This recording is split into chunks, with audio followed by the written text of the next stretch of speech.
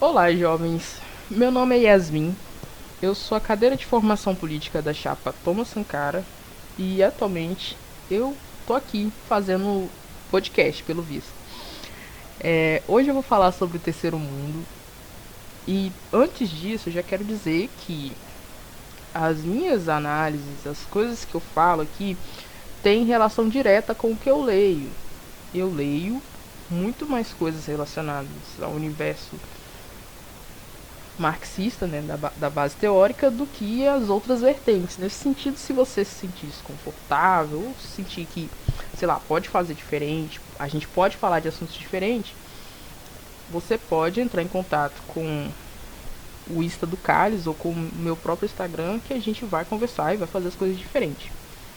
Por que, que é importante falar do terceiro mundo? Por que, que eu estou aqui falando do terceiro mundo? Às vezes as pessoas falam, intelectual do terceiro mundo, isso aqui, isso aqui, e não entende a força política, o peso político que tem essa palavra. Eu sou do terceiro mundo, eu sou do sul global. E por isso esse discurso fica muito esvaziado do seu real significado. Entender o que é o terceiro mundo e como a gente se relaciona com isso pode ser essencial na nossa forma de pensar a política e de se relacionar com outras pessoas, outras teorias. E aí entra também a questão do grande outro, né? Às vezes você tá falando com a pessoa acha que ela é do norte global, tá ligado? Ela não enxerga o que tá acontecendo. Brincadeiras à parte, mas é interessante perceber por que, que a gente faz parte desse contexto e desse panorama de organização mundial. Primeiro, que a gente tem que pontuar que apesar do terceiro mundo ser um termo usado a primeira vez por um economista chamado Alfred, lá para descrever a situação dos países não alinhados durante a Guerra Fria e falar sobre como esses países estavam sendo afetados pela sua bipolaridade, tem também o aspecto de que isso não simplesmente surgiu ao acaso. E é nesse sentido que o professor Ladislau Dobor, que é um economista que também, e eu falo professor porque ele é professor realmente lá na Universidade Católica, lá no, em São Paulo, salvo engano. Vou olhar aqui na internet. Esse é o bom de estar com o computador ligado. É isso mesmo, lá de São Paulo. E aí, quando a gente vai falar do terceiro mundo, a gente tem esse desgaste que é como se não fosse nada. E na realidade importa pra caramba a gente entender os aspectos que configuram o terceiro mundo e o que também separa. Quando a gente está falando do terceiro mundo, a gente entende que a gente está falando de uma construção histórica, uma construção social, e que isso, em parte, é ocasionado pelo processo de acumulação do capital do norte global sobre as regiões de periferia. E aí a sigla terceiro mundo muda para países em desenvolvimento e países desenvolvidos, ou países subdesenvolvidos. E aí tem norte ou sul global, centro e periferia, que geralmente estão em torno da mesma discussão. A própria palavra terceiro mundo foi abandonada, assim, por assim dizer, nesse debate. E hoje a gente usa mais a expressão sul global. Mas a gente precisa entender que as raízes do que a gente discute hoje como sul global nascem desse conceito aí de terceiro mundo. E aí também não quero ser aquela pessoa que fala, o terceiro mundo é todo igual, porque não é bem assim. Inclusive tem um livro que se chama Os Quatro Mundos do Terceiro Mundo, que é do Robert Shapps, e que eu nunca consigo achar por um preço de até R$ 50. Inclusive, se você tiver esse livro for até R$ 50 e queira me vender, tô aí. E é um livro que fala exatamente sobre as diferenças de economia, de sociedade, de modos de enxergar que ocorrem dentro do terceiro mundo, que é muito importante. Afinal, a gente não pode pensar, sei lá, a Argentina é igual à Índia. não é igual. Tem processos econômicos diferentes, tem processos culturais diferentes. E tudo isso interfere. Nesse sentido, o que faria a configuração do terceiro mundo ser relacionada ao terceiro mundo e não essa diferença que eu acabei de pontuar? Não diferenciar os países pelos seus nomes ou pelos seus jeitos aí. Segundo o professor Ladislau Dombo, não é só a questão cultural que fica marcada, mas a questão de formação econômica mesmo dos países que foram colonizados e que tiveram, né, um processo de exploração econômica maior das potências europeias e das potências também que depois vão configurar o norte global. E aí eu falo depois, entendendo que os Estados Unidos foi colônia, mas se vocês lerem lá na formação do terceiro mundo, eles entram pro aspecto do norte global. Eles têm um período de industrialização e esse período, né, vai se perpetuar. Eles vão ser muito influentes no pós-guerra e a gente não pode esquecer que essa influência de poder vai ser tão grande que inclusive ela é pontuada aí pelo Samuel Pinheiro no seu livro 500 anos de periferia, que é muito interessante ver como que essa influência de poder dos Estados Unidos ela vai afetar o mundo naquele cenário e naquele momento. Bom, o que a gente precisa entender quando a gente fala de terceiro mundo? A gente está falando de países que não podem ter estéticas e teorias simplesmente puxadas ou simplesmente maciçamente jogadas sobre ele. A gente está precisando pensar de um lugar novo. E quando eu falo isso, eu falo em relação ao próprio mercado internacional. Se a gente for pensar que o terceiro mundo tem todo esse problema de ter sido formado por regiões que estavam sob dominação, a gente está pensando que estavam majoritariamente sob dominação. A gente está pensando aí em espaços que vão chegar nesse mercado internacional atrasados. O processo de industrialização que eles têm é um processo que não ocorre em simultâneo. Por exemplo, a Inglaterra não está industrializando lá e o Brasil está industrializando aqui ao mesmo tempo. Não foi bem assim.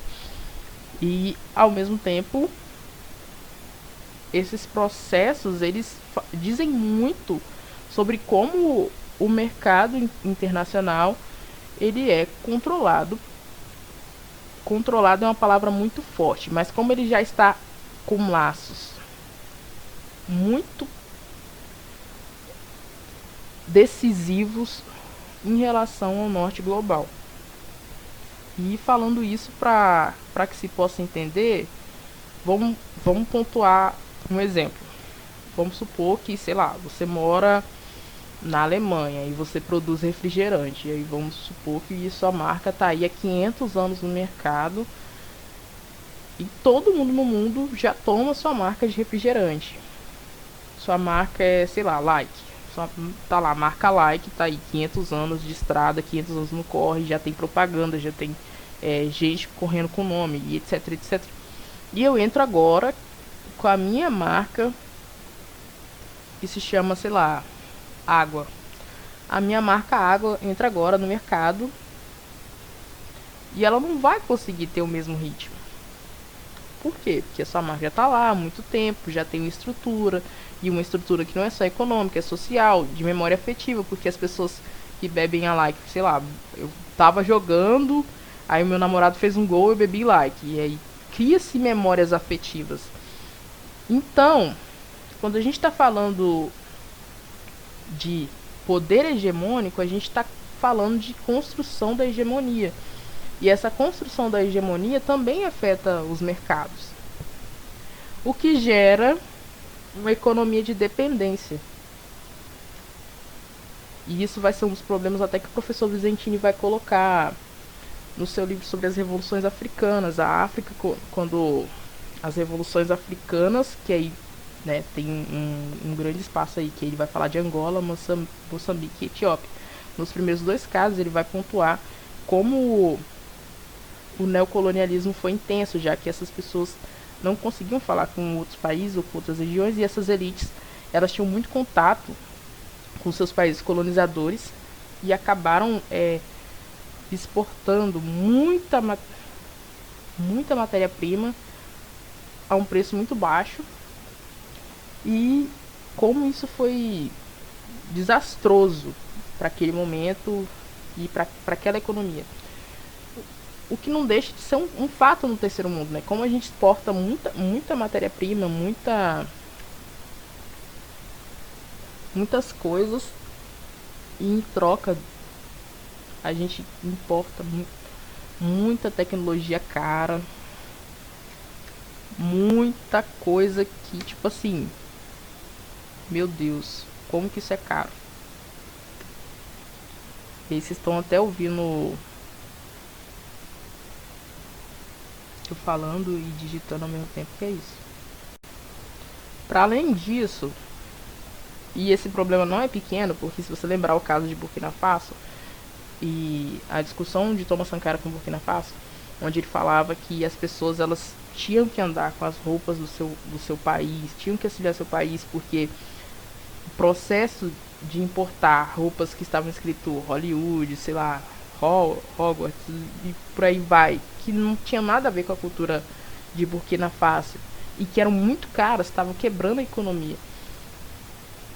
E é engraçado, porque Burkina Faso naquele momento também era um dos países que mais exportavam algodão. É interessante.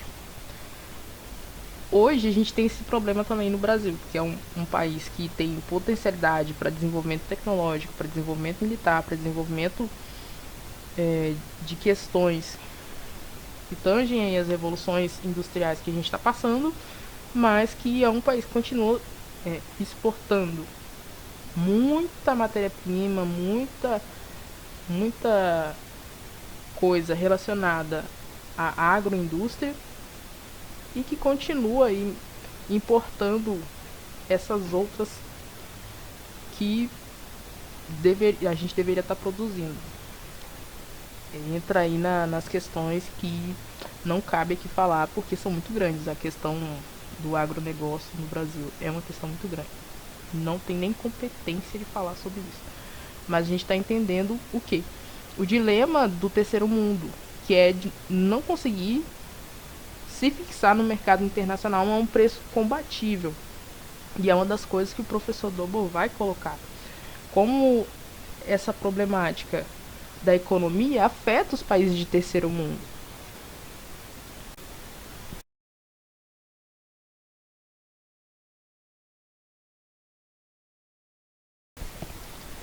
Então, nesse sentido, a gente está trabalhando com uma ideia de terceiro mundo onde os países do norte se beneficiam dessa estrutura que foi construída ao longo da história, da sua acumulação de capital, do seu processo de industrialização, do seu processo de globalização e de como isso afetou as suas colônias, né, de como o neocolonialismo e o imperialismo se destacam aí, e como esse processo submete o terceiro mundo assim a uma economia que não pode ser simplesmente pegar os moldes desses países do norte global e aplicar a elas, porque não é a mesma coisa. E a gente tem que entender que quando a galera fala assim, mas o marxismo também cai nesse rolê. Claro, todas as teorias elas têm que ser submetidas à crítica, e o marxismo não vai passar longe. É uma teoria que não nasce dentro dos países periféricos, assim, não nasce aqui no Brasil, não nasce, sei lá, na Índia, não nasce na Argentina, ela nasce com Karl Marx na Europa, e ela tem que passar, assim como todas as outras teorias, a um processo no qual ela é submetida à lógica e ao desenvolvimento daquilo que a gente vivencia aqui no sul global. E eu vou deixar aí uma listinha de livros que eu indico e de coisas que eu acho que são maravilhosas para a gente entender esse assunto. Acho que quando a gente fala, eu sou do sul global agora, a gente está entendendo o que isso significa ao nível internacional. Com esse trabalho do professor Pinheiro, vocês vão entender pra caramba sobre como essa configuração de poder afeta até hoje as relações internacionais. 500 anos de periferia, uma contribuição ao estudo das relações internacionais, salvo engano, esse é o título que eu coloquei aí no folheto. E nesse processo, o professor Pinheiros, salvo engano, vai falar sobre as estruturas de poder, sobre como esse poder ele não é mantido somente na forma do mercado do capital financeiro, também pela cultura, né, pelos filmes, pelas ideias que são propagadas nesses filmes, e toda essa logística de hegemonia do poder mesmo, de concentração do poder e acumulação de capital, que é incrível, né? É como se a gente não soubesse que isso acontece, porque é feito de uma forma tão sorrateira e tão rasteira que às vezes a gente nem percebe. Vou deixar também na descrição os outros livros que eu recomendo para se aprofundar, porque afinal, se você quer entender geopolítica, você vai passar por alguns nomes, como o professor Luiz Muniz Bandeira, o professor Paulo Visentini, e tem um outro nome que eu não estou lembrando agora, mas que, salvo engano, é Paul Byrock, não sei falar o nome dele. Também vou deixar um livro dele aí que fala especificadamente sobre o processo. Eu acho que esse livro não foi traduzido para português, mas vou deixar aí para quem tem interesse nesse tema. Ele foi um dos pioneiros para estudar isso e acho que vale também. E é isso, esse foi o primeiro podcast que a gente fez, que a gente idealizou. Espero que não tenha ficado tão longo e espero também que possa servir de alguma coisa, você saber o que é o terceiro mundo e por que você é do terceiro mundo. No mais, aguardo que vocês me respondam, que vocês falem pra mim o que vocês querem saber, porque a formação política também se faz a partir das pessoas. E como a gente teve esse processo de pandemia, eu não sei quem é o curso. Eu não tive contato com as pessoas do curso para além do Meet. E o Meet não é um lugar onde você consegue ouvir todo mundo, consegue ouvir as pessoas falando sobre o que elas não sabem, o que elas querem saber mais. Um abraço e a formação política tá aí. É nóis.